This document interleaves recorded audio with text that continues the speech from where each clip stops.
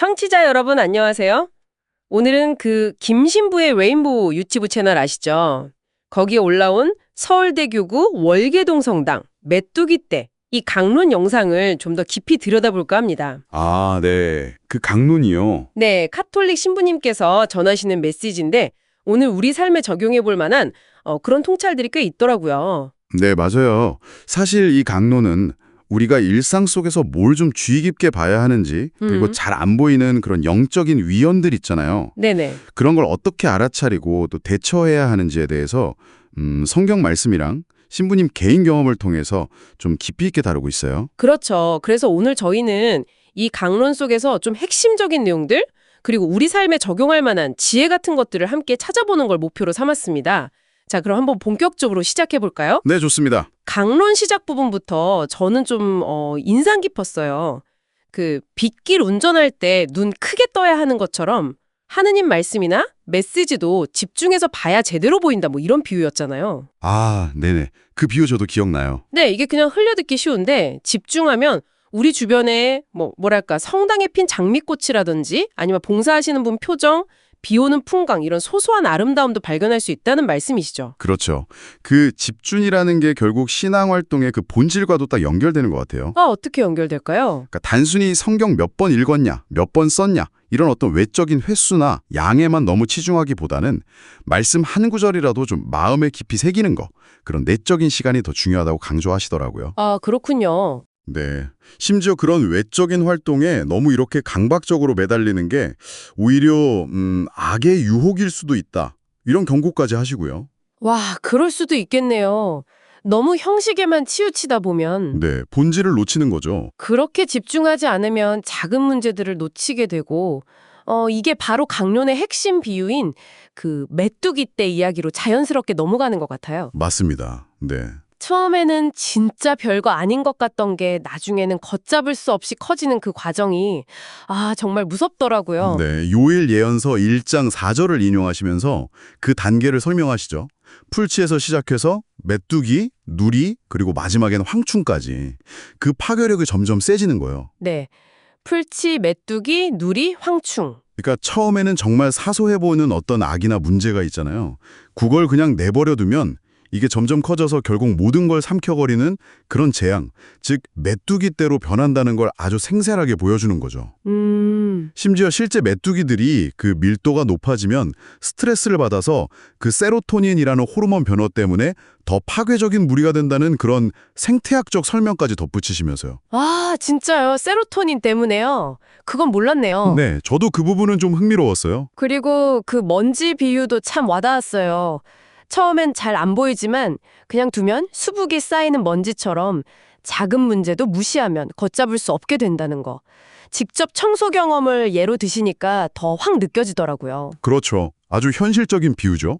근데 이 메뚜기 떼 비유가 단순히 옛날 이야기가 아니라 지금 우리 사회를 향한 되게 날카로운 지적이었던 것 같아요. 네, 바로 그 지점입니다.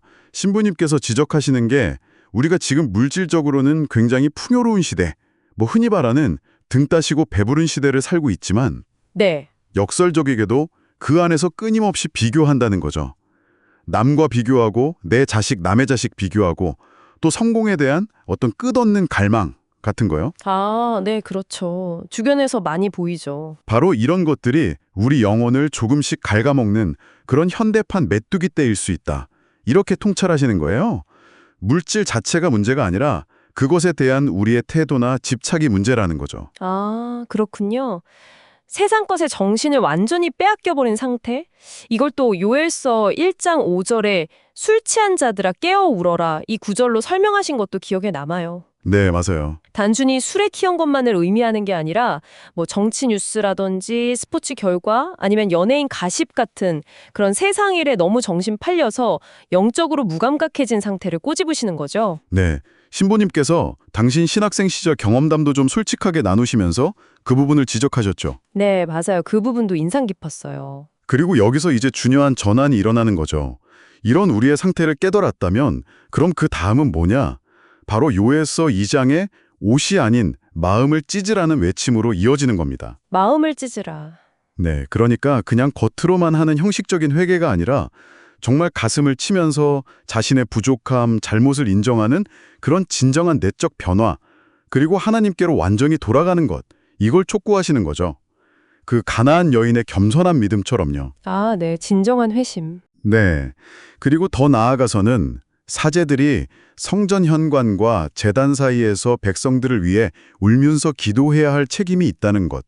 그러니까 공동체의 영적인 수준과 사목자의 역할이 이게 따로 떨어진 게 아니다. 서로 연결되어 있다는 점도 짚어주셨고요. 신자 수준에 맞는 본당 신부님이라는 표현처럼요. 결국에는 세상의 여러 가지 소음들에서 좀 벗어나서 정말 중요한 본질에 집중하라는 메시지로 연결되는 거네요. 네, 맞습니다. 뭐 정치 이야기나 세상 권력 같은 그런 어떻게 보면 덧없는 카이사르의 것에 너무 빠져들기보다는 영적인 가치를 추구해야 한다는 말씀으로 이해했어요. 네, 정확합니다. 세상 돌아가는 뉴스나 스포츠 경기 결과, 연예인 소식 이런 걸 줄줄 꿰는데 시간과 에너지를 쏟기보다는 성령의 9가지 열매 있잖아요. 사랑, 기쁨, 평화 같은 것들. 네. 그리고 하느님께서 주시는 여러 은사들을 기억하고 그걸 우리 삶 속에서 가꾸어 나가는 것이야말로 진짜 하늘의 보화를 쌓는 길이다. 이렇게 강조하시는 거죠. 이건 어쩌면 신앙 공동체 안에서 일어날 수 있는 그런 정치적인 분열에 대한 경고이기도 하고요. 듣고 보니 강론이 경고와 동시에 또 희망을 품고 있는 것 같아요. 개인과 공동체의 죄가 계속 쌓이면 결국 재앙, 유배와 같은 그런 어려움을 피할 수 없다는 엄중한 메시지도 있지만 그렇죠. 동시에 진정한 회개를 통하면 하느님의 새로운 창조, 그러니까 절망 속에서도 희망을 다시 경험할 수 있다는 그런 약속도 주시는 거니까요. 네, 맞아요. 회개가 끝이 아니라 오히려 새로운 시작이라는 희망을 제시하는 거죠. 예수님께서 그 가늠한 여인 앞에서 땅에 글씨를 쓰신 행위 있잖아요. 그걸 절망에 빠진 사람들에게 새로운 시작을 열어주는 어떤 창조 행위로 해석하신 부분이 저도 참 인상 깊었어요. 아, 네. 저도 그 부분 기억나요. 새로운 창조. 네. 그리고 마지막으로 이런 깨달음을 얻었으면 그걸 또 다른 사람들에게 전해야 하는데 만약에 거절당했을 때 그때 막 분노하거나 그러지 말고 신발에 먼지를 터는 것처럼 그냥 평화롭게 받아들이고 다른 이에게 가라 이런 조언도 마음에 남더라고요. 네, 그것도 중요한 지점이죠. 네. 거절에 대한 분노조차도 또 다른 형태의 유혹일 수 있다는 그런 통찰이 담겨 있는 것 같아요. 네, 맞습니다. 오늘 저희가 함께 살펴본 김 신부님의 강론은요, 정말 우리 일상의 작은 어떤 균열이나 문제가 어떻게 우리 영혼 전체를 무너뜨릴 수 있는 거대한 메뚜리떼가 될 수 있는지를 보여주고 네. 또 진정한 회심이라는 것은 그냥 겉으로 하는 어떤 행위가 아니라 정말 마음을 찢는 깊은 내적인 변화에서 시작된다는 점을 아주 강하게 다시 한번 생각하게 해주는 것 같습니다. 네, 그렇죠. 어떻게 보면 물질적으로는 풍요로워졌는데 그 속에서 오히려 더 심해지는 비교의식이라든지 아니면 영적인 공허함 같은 것들. 이런 게 바로 우리가 경계해야 할 현대의 술 취함이 아닐까 그런 생각도 드네요. 네, 충분히 그렇게 볼 수 있죠. 자, 그래서 마지막으로 청취자 여러분께 이런 질문을 한번 던져보고 싶습니다. 신부님께서는 요엘서의 메뚜기 떼처럼 우리의 죄가 쌓이고 쌓여서 하느님 보시기에 악하다면 결국 재앙을 피할 수 없다고 경고하셨는데요. 혹시 지금 우리 각자의 삶이나 혹은 우리 사회 전체에서 우리가 무심코 방치하고 있는 작은 메뚜기나 먼지 같은 것은 없을까요? 그리고 만약 그런 것이 있다면 그에 대한 응답으로서 마음을 찢는다는 것은 오늘 우리에게 구체적으로 어떤 행동과 태도를 의미하는 걸까요? 각자의 자리에서 한번 깊이 성찰해 보시는 시간이 되면 좋겠습니다.